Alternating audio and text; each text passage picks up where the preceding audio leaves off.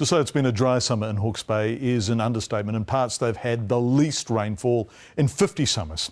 And it's not just Hawke's Bay preparing for a drought to be officially declared. All around the North Island, farmers are hurting. This week we'll bring you stories from many of the hotspots throughout the country. But we do start in Hawke's Bay. Dan Parker on how bad things are and what that means, well, for you. Around 20 k's south of Waipukurau on Tom Clouston's 650-hectare farm, things are getting desperate.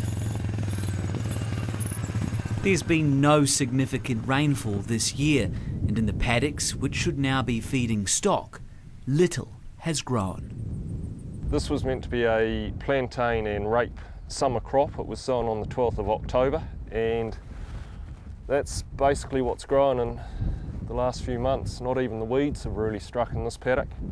Just got too dry for it. The only thing green on this property are the trees and hardy weeds. Nothing meaningful for stock to consume.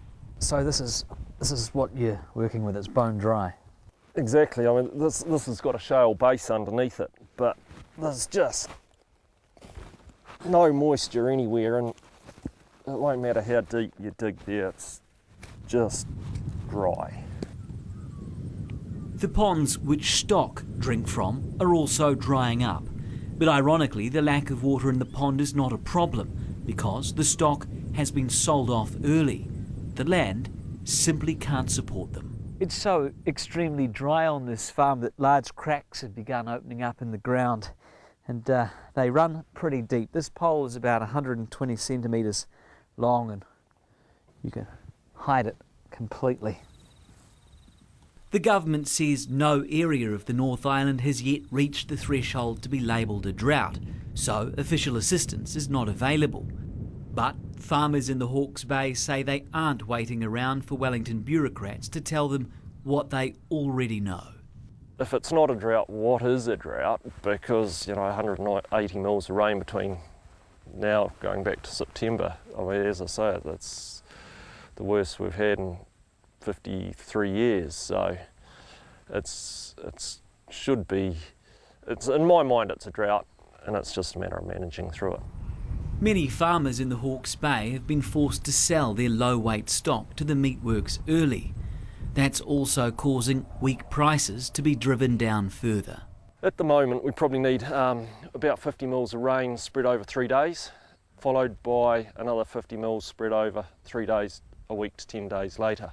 That would probably get us going quite quickly. If we don't get that by the end of March, then it's going to have some serious implications on next winter's income. About 3/4 of an hour down the road in Otani, it's hard to imagine things getting any worse. Pete Todd has been forced to sell 5,000 sheep from his property because nothing substantial is growing. Yeah, I use the analogy of steel going in one end of the Fisher and Paykel factory and washing machines coming out the other. If we haven't got water, if we haven't got grass at one end, we haven't got sheep coming out the other end. And so we're out of production. And that really takes its toll on our local communities. We stop shearing, we stop trucking sheep, there's no lambs going through the meat plants, and this is provincial New Zealand. We have to look after our local communities. The Todd family has been farming here for 150 years. They expect it to be dry this time of year, and they keep records. But the records show it hasn't been quite this bad for almost quarter of a century. Well, our records have shown this season in particular, in the last 6-month period, it's been our second driest 6-monthly period in 25 years. We've had 120 mils of rain since August, and about 1 million miles of wind. Just gale force winds right through the spring, and that's really dealt to this dry country. Get your hands right down through the soil in here.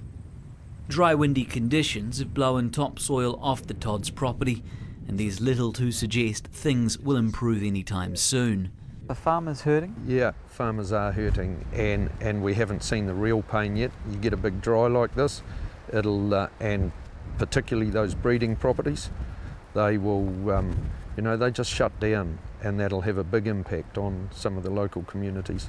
For those farmers trying to hang on to their stock through this period, millions will have to be spent on bringing in expensive feed.